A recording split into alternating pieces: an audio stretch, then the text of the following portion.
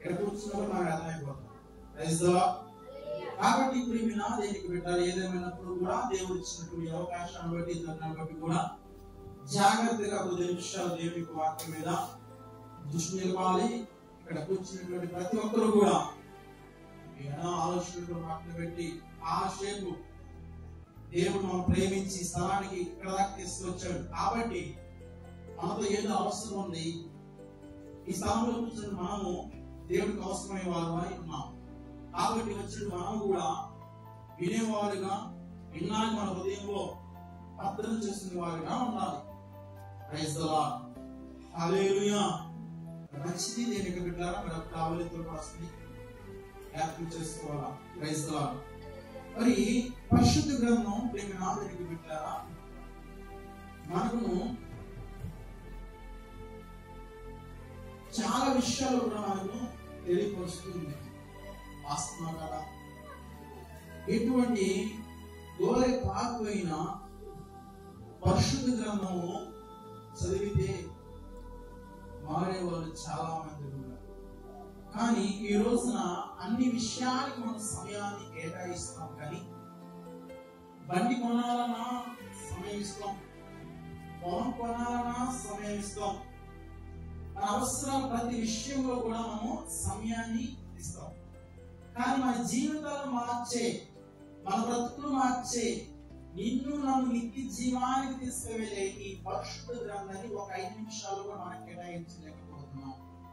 అందుకనే మనం దేవునికి ఆశీర్వాదాలు పొందుకోలేకపోతున్నాం. ఈ రోజున జ్ఞాపకం చేసుకోవాలా. Praise the lord. అర్థమవుతుంది కదా. కాబట్టి స్నేహితులు నా దగ్గర పెట్టారా, ఈ యొక్క పరిశుద్ధ గ్రంథము ప్రతి మాట కూడా మన జీవితానికి ఎంతో అవసరము. ఇక్కడ పరిశుద్ధ గ్రంథంలో ఉన్నటువంటి ప్రతి మాట కూడా మనము పట్టుకోవాలి, హృదయంతో పట్టుకోవాలి. ఒకడు నగరాన్ని స్వాధపరుచుకుంటే కంటే తమ హృదయాన్ని ఎవరైతే పట్టుకుంటారో వాడు ధన్యుడు. వాక్యం చూస్తుంది. నువ్వు ఈ గ్రామాలతో స్వాధపరుచుకున్నా నీ హృదయాన్ని నువ్వు ఎప్పుడైతే పట్టుకుంటావో, వాక్యం ఎప్పుడైతే దృష్టి పెడతావో, ఎప్పుడైతే నీ హృదయం అని ఆ వాక్యం అలాగే నిలబెడతావో, ఒకసారి ఆలోచన చేయండి, అప్పుడు నీ జీవితాలు మారిపోతాయి. Praise the lord. మరి ఇక్కడ పరిశుద్ధ గ్రంథంలో ఇక్కడ దావీదు మహా రాజు అయినటువంటి ఒక మాట ఏమంటున్నాడంటే, కీర్తన గ్రంథం 53 మొదటి వచ్చిన భాగం చదువుతున్నాడు. కీర్తన గ్రంథము 53 మొదటి నుంచి, దేవుడు లేడని బుద్ధిహీనులు తమ హృదయంలో అనుకుందురు, వారు చెడిపోయిన వారు, అసత్కార్యములు చేయుదురు, మేలు చేయువాడు ఒక్కడు కూడా లేడంట భూమి మీద. దేవునికి స్తోత్రం చెప్తాడా. హల్లెలూయా. గమనించండి ప్రియమైన దేవుని బిడ్డలారా, మన మానవుని యొక్క జీవితంలో 2 విషయాల మీద మన జీవితం కొట్లాడుతూ ఉంటుంది. Praise the lord. ఈ విషయాల మీద 2 విషయాల మీద మన జీవితం అంతా కూడా కొట్లాడుతూ ఉంది. ఈ 2 విషయాలు ఏంటిదయ్యా అని మనం జ్ఞాపకం చేసుకుంటే ఇక్కడ ఏమంటున్నాడంటే, దేవుడు లేడని బుద్ధిహీనులు తమ హృదయంలో అనుకుంది. మరి మన జీవితంలో ఏంటి అంటే మంచి ఉంది, చెడు ఉంది. మనం ఏం ఎన్నుకోవాలా? మంచి ఎన్నుకోవాలా. మరి ఈరోజు మనం ఏమనుకుంటున్నాము? న్యాయం ఉంది, అన్యాయం ఉంది, దేవుడు ఉన్నాడు, అపవాది ఉన్నాడు. ఇలా మనం చెప్పుకుంటూ పోతే అన్నిటి విషయాలు 2 విషయాలు మనము పలకించలేకపోతూ ఉంటాం. మన మార్గం ఏంటిది, మన చిత్తం ఏంటిది అని మనం గ్రహించాలి. ఈ మధ్యాహ్నాలు ఎందుకు నాకెందుకు బిడ్డారా, బుద్ధిహీనులంట తమ హృదయంలో అనుకుంటారంట ఏమని, దేవుడు లేడని. Praise the lord. దేవుడు లేని జీవితాలు ఎలా ఉంటాయి, దేవుడు ఉన్నటువంటి జీవితాలు ఎలా ఉంటాయి అనేది మనం ఈ రోజున జ్ఞాపకం చేసుకోవాలి. మొదటిగా ఎవరైతే బుద్ధిహీనులు దేవుడు లేడనుకుంటారో వాళ్ళ జీవితాలు ఎలా ఉంటాయి అంటే బిడ్డారా, సమాధానం ఉండదు, నెమ్మది ఉండదు, ఓర్పు ఉండదు, సహనం ఉండదు, కుటుంబంలో ఉన్నటువంటి సమస్యలు వాళ్ళకి అర్థం కాదు. ఏంటంటే వాళ్ళ హృదయం అంతా కూడా దేవుడు లేడని. మనం ఆదికాండంలో మనం జ్ఞాపకం చేసుకున్నట్లయితే ఆ మాట చదువుతున్నాడు, ఎవరైతే దేవుడు లేడని పుట్టి వీళ్ళు తమ హృదయంలో అనుకుంటారో వాళ్ళకి ఎటువంటి గతి పట్టిందో ఈ రాత్రి ఈ ఉదయకాలం మనం జ్ఞాపకం చేసుకోవాలి. Praise the lord. హల్లెలూయా. ఆదికాండం 6వ వచనము. Praise the lord. హల్లెలూయా. 6వ అధ్యాయము 6వ వచనం భాగాన్ని చదువుకుందాం. 5 చదువుమా. నరులు చెడుతనము భూమి మీద గొప్పదనియు వారి హృదయము యొక్క తలంపులన్నీయు ఊహంతియు ఎప్పుడెప్పుడు కేవలము చెడ్డదని యెహోవా చూసెను. Praise the lord. హల్లెలూయా. ఇక్కడ మనం జ్ఞాపకం చేసుకుంటే ప్రియమైన దేవుని బిడ్డలారా, నరులు చెడుతనం అంటే భూమి మీద చాలా గొప్పదైందట. దేవునికి స్తోత్రం చెప్పాలా. హల్లెలూయా. ఏమి గొప్పదైనది? మంచి పని. వీడు చాలా గొప్పవాడయ్యాడు అంటాం, వీడు చాలా ఆనందంగా పెరిగాడు అంటాం, మంచి విషయాలు మనం మెచ్చుకుంటాం. కానీ దేవుడు ఆ రోజున తన యొక్క స్వరూపం ముందు మనల్ని చెక్కి ఉన్నాడు. చూడండి, మనల్ని ఎలా తయారు చేశాడంటే ఆయనలాగా తయారు చేసుకున్నాడు. ఆకాశం భూమి ఆయన నోటి ద్వారా సమస్తం ఆయనది.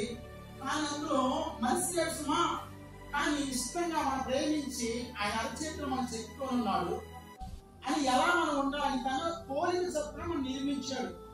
వాస్తవమే కదా. కానీ ఈ రోజు ఈ మానవుడు ఎలా జీవిస్తున్నాడంటే దేవుడు లేడని ఇష్టసారంగా జీవిస్తున్నాడు. ఇక్కడ దేవుడు నరులు చేస్తే వాళ్ళ చెడుతనం అంట భూమి మీద గొప్పదాయిందంట. ఏమైంది? గొప్పదాయిపోయిందంట. దేవుడు బాధపడుతున్నాడు. వాళ్ళ ఊహంతా కూడా వాళ్ళ హృదయం అంతా ఎప్పుడు కూడా కేవలము చెడ్డ తలంపులతోనే ఉంది. అంటే మంచి అన్న ఆలోచన ఆ తలంపు కూడా వాళ్ళ జీవితంలో లేదు. దేవుడు ఉన్నాడా? దేవుడు ఉన్నట్టు వాళ్ళ జీవితాల్లో వాళ్ళ బ్రతుకులు మార్చుకుంటారు. కానీ వాళ్ళ ఊహ వాళ్ళ తలంపు కేవలం చెడ్డదాయనను భూమి మీద గొప్పదాయిందంట. ఏంటిది? పాపం. దేవుడు బాధపడుతున్నాడు ఈ మధ్యాహ్నం. నేను నా సర్వము నేను నిన్ను చెప్పుకొని ఉన్నాను కదా, నా రచన నువ్వు చెప్పుకొని ఉన్నాను. తల్లి వచ్చితేమో నేను నిన్ను మరో ఎలా మాడినటువంటి దేవాది దేవుడు ఆయన మాట వినకుండా మన ఇష్టాన్ని జీవిస్తున్నటువంటి మన జీవితంలో దేవుడు లేకపోతే ఎలా ఉంటుందండి? ఇదిగో ఎప్పుడు కేవలం చెడ్డ తలంపులే, చెడ్డ ఆలోచనలే అని కలిగి జీవిస్తున్నారు. అంటే వీళ్ళ జీవితంలో దేవుడు అనే మాట కూడా వ్యాపలేదు.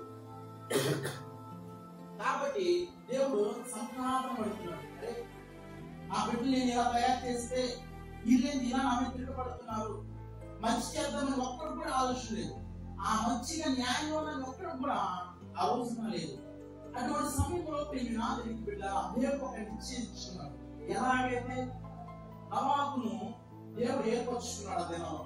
ఇక దేవుడును జనాన్ని అసహ్యం వేసి వాళ్ళు చేస్తున్న పాపాన్ని బట్టి దేవుడు సంతానం పడి ఏడుస్తూ ఉన్నాడు. ఒక మాట చెప్పాలంటే ఇక ఆ భూమి మీద వీళ్ళంతా కూడా లేకుండా చేద్దామని నిశ్చయించుకున్నాడు. Praise the lord. హల్లెలూయా. మరి అటువంటి దినాల్లో దేవుడి యొక్క కనుదృష్టికి నీతిమంతుడిగా యథార్థవంతుడిగా కనపడతాడు. ఎవరు? నవాబు. హల్లెలూయా. మరి గమనించినట్టు దేవునికి బిడ్డలారా, ఈ ఉదయం కాలేదు దేవుడు లేని పరిస్థితి ఎలా ఉంటుందంటే, నవాబు దేవుడు ఏర్పరుచుకున్నాడు. నవాబు, ఇది నేను పని చెబుతా, ఇదిగో నరుల యొక్క చెడుతనము నాకు అసహాయం వేస్తుంది, ఇదిగో నేను చెప్పిన పని నువ్వు చేస్తే నీవు నీ ఇంటిని రక్షించుకో అని దేవుడు నవాబుకి ఇచ్చినటువంటి యొక్క మాట ఏంటిదంటే, ఓడ తయారు చేసుకో అన్నాడు. ఏ తయారు చేసుకోమన్నాడు? ఓడ తయారు చేసుకోమన్నాడు. ఓడ తయారు చేయడానికి తన భార్య, తన ఇద్దరు కొడుకులు, ముగ్గురు కోడలు, మొత్తం 8 మంది ఆ యొక్క ఓడ నిర్మాణానికి దేవుడిని ఏర్పరచుకున్నాడు. కాబట్టి మీకు నాదరికి పెట్టారా? దేవుడు చూడండి, ఈ 150 సంవత్సరాలు నవాబు ప్రకటన చేస్తే ఒక మానవుడు కూడా పడవలోకి రాల. 10 సంవత్సరాలు అంటే ఒక మనిషి యొక్క ఆయు. ఈ రోజు మనిషి యొక్క ఆయుష్ ఎంతకాలము దేవుడు ఇచ్చిన నిత్యంగా 150 సంవత్సరాల మనిషికి ఆయుష్ ఇచ్చింది లెక్క అయితే. మన పరిశుద్ధ గ్రంథంలో జ్ఞాపకం చేసుకున్నట్టు ఈ యొక్క ఉదయకాలం ఆదికాలం నుంచి ప్రకటన వరకు కూడా ఎక్కువ సంవత్సరాలు బ్రతికిన వ్యక్తి ఎవరైనా ఉన్నారంటే మెతూషెలా. ఎవరంట? మెతూషెలా 969 సంవత్సరాలు బ్రతికాడంట. ఎన్ని సంవత్సరాలు? 969 సంవత్సరాలు బ్రతికినటువంటి మెతూషెలా దేవుడు చివరిగా ఒక మానవుడికి ఆయుష్ ఎంతకాలం ఇచ్చాడంటే 120 సంవత్సరాలు ఇచ్చాడు. చూడండి ఎంతగా తగ్గిపోయింది మనిషి యొక్క ఆయుష్. మనం మెతూషెలా జ్ఞాపకం చేసుకోవాలా. 969 సంవత్సరాలు ఎలా బ్రతికాడు, అసలు ఎలా జీవించాడు, దేవుడు ఎలా అతన్ని రక్షించుంటాడు అని జ్ఞాపకం చేసుకోవాలా. మెతూషెలా కూడా భక్తి చేసుకుంటకపోతే